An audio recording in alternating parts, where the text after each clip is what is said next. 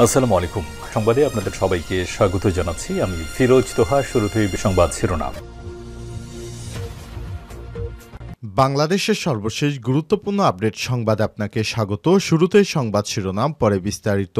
শুরুতেই জানাবো, রাবিতে কোরআন পোড়ানো এবং দেয়ালে বিজেপির লোগো নিয়ে চাঞ্চল্য।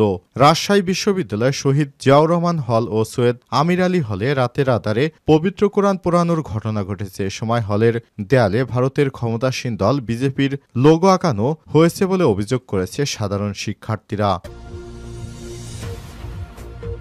এরপর জানাবো, কাউন্সিল নিয়ে বিএনপির দুই গ্রুপের সংঘর্ষ, নিহত এক। কিশোরগঞ্জের তাড়াইল উপজেলা বিএনপির কাউন্সিল নিয়ে দুই গ্রুপের সংঘর্ষে রাউতি ইউনিয়ন বিএনপির সভাপতি আবুল হাসান রতন নিহত হয়েছে। এই ঘটনায় আরও ৩ ব্যক্তি আহত হয়েছেন। এদিকে পররাষ্ট্র উপদেষ্টার চীন সফর, কূটনীতিতে নতুন বার্তা। চীনের পররাষ্ট্রমন্ত্রী ওয়াং এর আমন্ত্রণে পররাষ্ট্র উপদেষ্টা তৌহিদ হোসেন আগামী ২০ থেকে ২৪শে জানুয়ারি চীন সফর করবেন। আসন্ন দ্বিপক্ষীয় চীন সফরকালে আলোচ্য সূচিতে বাণিজ্য ভারসাম্যহীনতা মোকাবেলা, বাংলাদেশের চীনা বিনিয়োগ আকর্ষণ এবং রোহিঙ্গা সমস্যা প্রাধান্য পাবে।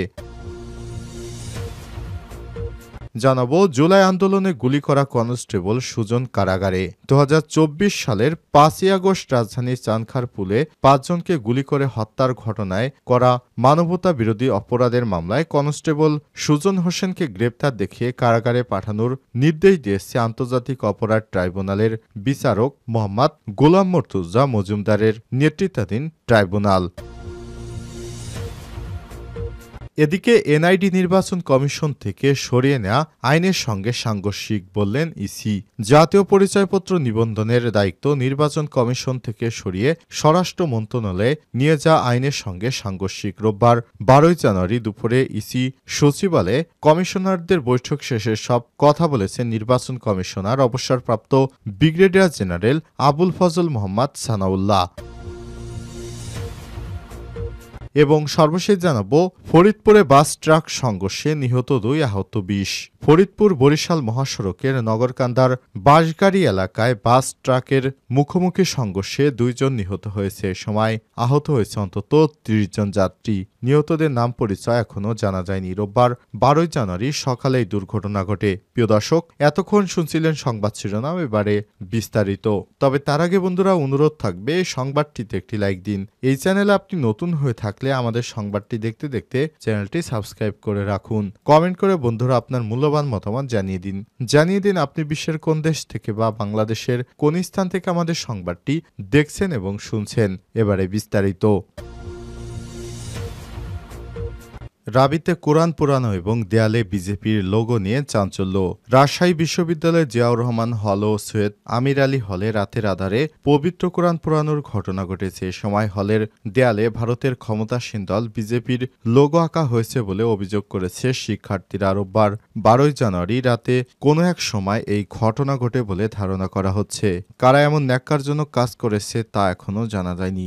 বিশ্ববিদ্যালয় প্রশাসন জানায়, প্রাথমিকভাবে ধারণা করা হচ্ছে একটি নিজেদের স্বার্থ হাসিল এবং শিক্ষার্থীদের মধ্যে ধর্মীয় দাঙ্গা সৃষ্টি করার লক্ষ্যে এই কাজটি করে থাকতে পারে। এদিকে এই ঘটনার প্রকাশের পরপরই হলে থাকা শিক্ষার্থীদের মধ্যে উত্তেজনা ছড়িয়ে পড়ে। অনেকেই এই ঘটনাকে ধর্মীয় অনুভূতিতে আঘাত ও সহিংসতা উস্কে দেওয়ার চেষ্টার অংশ হিসেবে দেখছেন।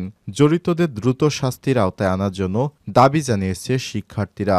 এ বিষয়ে শহীদ জিয়াউর রহমান হলের আবাসিক শিক্ষার্থী শিহাবুদ্দিন বলেছেন, হলের মসজিদে ফজরের নামাজ আদায় করার পর প্রতিদিনের মতো আমরা কোরআন তেলাওয়াত করতে গিয়ে দেখি দুটি কোরআন শরীফের প্রথম দিকের দুটি সূরা এবং শেষের দিকের দুটি সূরা অবিশ্বাস্যভাবে পুড়িয়ে বুক সেলফে রাখা হয়েছে। দুটি কোরআন শরীফের হার্ড কভার সহ প্রথম ও শেষের ২ পৃষ্ঠা পোড়ানো হয়েছে এবং মাঝখানে ৭০% পৃষ্ঠা অক্ষত অবস্থায় রয়েছে। এটা নিশ্চিত যে কোরআন শরীফগুলো কোনোভাবে কয়েল বা অন্য কোনো আগুনে পুড়ে নাই। যেহেতু একটি গোষ্ঠী বা ব্যক্তি বড় কোনো উদ্দেশ্য বা বিশৃঙ্খলা সৃষ্টি করার লক্ষ্যে পরিকল্পিতভাবে কাজটি করেছে, বিষয়টি অনেক হৃদয় বিদারক। বৈষম্যবিরোধী ছাত্র আন্দোলনের সমানক মেহেদী সজীব বলেছেন, জিয়া হল ও আমির আলী হলে কোরআন পোড়ানোর ঘটনা একই সূত্রে গাঁথা। কোরআন পুড়িয়ে আমাদের হৃদয়কে রক্তক্ষরণের ঘটনা ঘটাতে চাইছে মুসলমানদের দুর্বলতা তারা খুব ভালোভাবেই জানে, কিন্তু তারা এটা জানে না যে আমাদের কোরআন ও নবীর প্রতি অগাধ ভালোবাসা সমস্ত শক্তির কারণ। একটি উগ্রবাদী চক্র উদ্দেশ্য প্রণোদিতভাবে কোরআন পুড়িয়ে বিশ্ববিদ্যালয় সহ পুরো দেশে অস্থিতিশীল পরিস্থিতি সৃষ্টি করতে যাচ্ছে। আমরা তা হতে দেব না ইনশাল্লাহ। এই ঘটনার সুষ্ঠু তদন্ত ও বিচারের দাবি জানাই। অবিলম্বে দুষ্কৃতকারীদের খুঁজে বের করতে হবে। বিজেপির লোগো বিষয়ে তিনি বলেছেন, এখন পর্যন্ত আমির আলী হলে বিজেপির কোনো লোগো আঁকা বা টাঙানোর কথা শোনা যায়নি। আজকে দুপুরে প্রভোস্ট কাউন্সিলর বিশ্ববিদ্যালয়ের প্রশাসনের সাথে আমাদের বসার কথা রয়েছে। কাউন্সিল নিয়ে বিএনপির দুই গ্রুপের সংঘর্ষে নিহত এক। কিশোরগঞ্জের তাড়াইল উপজেলা বিএনপির কাউন্সিল নিয়ে দুই গ্রুপের মধ্যে সংঘর্ষে রাউতি ইউনিয়ন বিএনপির সভাপতি আবুল হাসান রতন নিহত হয়েছে। এই ঘটনায় আরও ৩ ব্যক্তি আহত হয়েছে। রোববার ১২ ডিসেম্বর বেলা ১১টার দিকে উপজেলার রাউতি ইউনিয়নের বানাইজল বাজারে এই ঘটনা ঘটে। তাড়াইল থানার ভারপ্রাপ্ত কর্মকর্তা ওসি মোহাম্মদ সোহেল মিয়া বিষয়টি নিশ্চিত করেছেন। পুলিশ জানায়, গতকাল শনিবার রাউতি ইউনিয়ন বিএনপির সম্মেলনের মাধ্যমে নতুন কমিটি গঠন করা হয়। সভাপতি নির্বাচিত হন গিয়াসউদ্দিন, কিন্তু ইউনিয়ন বিএনপির সাবেক সভাপতি ও কমিটি মেনে না নিলে এ নিয়ে দুই পক্ষের মধ্যে তর্ক বিতর্ক হয়। এই ঘটনার জের ধরে রোববার সকাল ১১টার দিকে দুই পক্ষের লোকজন মুখোমুখি এই সংঘর্ষে লিপ্ত হয়। এতে প্রতিপক্ষের ছুরিকাঘাতে গুরুতর আহত হন ইউনিয়ন বিএনপির সভাপতি আবুল হাসান রতন সহ ৫ জন। আহতদের আশঙ্কাজনক অবস্থায় তাড়াইল উপজেলা স্বাস্থ্য কমপ্লেক্সে নেওয়া হলে কর্তব্যরত চিকিৎসক তাকে মৃত ঘোষণা করে। তাড়াইল থানার ভারপ্রাপ্ত কর্মকর্তা ওসি সোহেল মিয়া জানান, এই ঘটনায় এলাকার বিভিন্ন স্থানে উত্তেজনা পরিস্থিতি সৃষ্টি হয়েছে। বিষয়টি শেষ পর্যন্ত কোন দিকে যায় তা এখনো বোঝা যাচ্ছে না। পররাষ্ট্র উপদেষ্টার চীন সফর, কূটনীতিতে নতুন বার্তা। চীনের পররাষ্ট্রমন্ত্রী ওয়াং ইর আমন্ত্রণে পররাষ্ট্র উপদেষ্টা তৌহিদ হোসেন আগামী ২০ থেকে ২৪শে জানুয়ারি চীন সফর করবেন। আসন্ন দ্বিপক্ষীয় চীন সফরকালে আলোচ্য সূচিতে বাণিজ্য ভারসাম্যহীনতা মোকাবিলা, বাংলাদেশ চীনা বিনিয়োগ আকর্ষণ এবং রোহিঙ্গা সমস্যা সমাধান প্রাধান্য পাবে। পররাষ্ট্র মন্ত্রণালয়ের সূত্র জানায়, পররাষ্ট্র উপদেষ্টা তৌহিদ হোসেন চীনের বেইজিংয়ে চায়না ইনস্টিটিউট অব ইন্টারন্যাশনাল স্টাডিজে বক্তব্য রাখবেন। এছাড়াও সাংহাই ইনস্টিটিউট অব ইন্টারন্যাশনাল স্টাডিজে বক্তব্য রাখবেন। এছাড়াও বাংলাদেশের চীনের বিনিয়োগ বৃদ্ধিতে চীনের সাংহাইয়ের ব্যবসায়ী প্রতিনিধি দলের সঙ্গে পররাষ্ট্র উপদেষ্টা বৈঠক করবেন। বিশ্লেষকরা বলছেন, এই সফর কূটনীতিতে নতুন বার্তা দেওয়ার ইঙ্গিত বহন করছে। এর আগে গত ১৫ বছরে শেখ হাসিনা সরকারের প্রথম বিদেশ সফরের ক্ষেত্রে সবসময় ভারতের উপর জোর দিত। তবে এবার চীনকে বেছে নেওয়া এই প্রচলন থেকে সরে আসার ইঙ্গিত বলে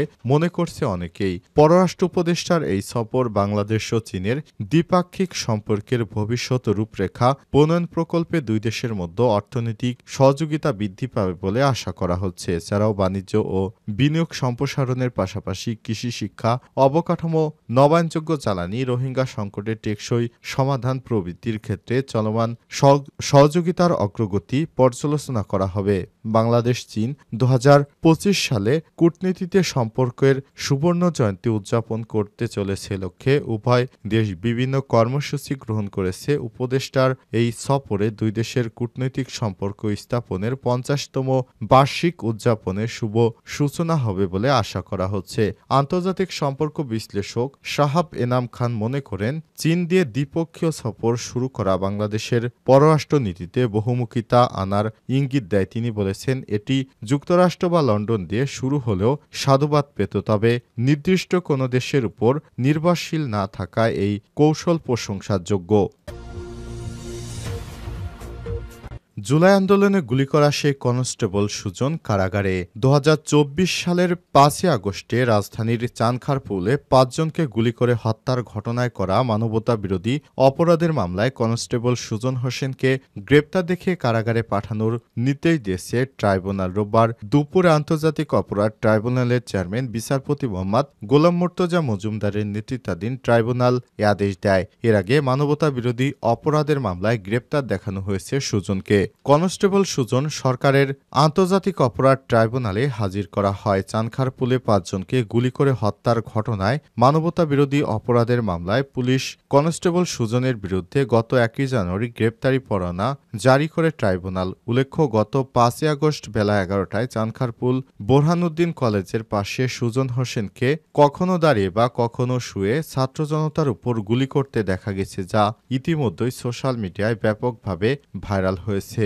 এই ঘটনায় সুজনকে গ্রেপ্তারের নির্দেশ দিয়েছিল আদালত। এরপর তাকে গ্রেপ্তারের পর আজ আন্তর্জাতিক অপরাধ ট্রাইব্যুনালে উঠানো হয়। আন্তর্জাতিক অপরাধ ট্রাইব্যুনাল থেকে নির্দেশ দেওয়া হয়েছে সুজনকে কারাগারে নেওয়ার জন্য।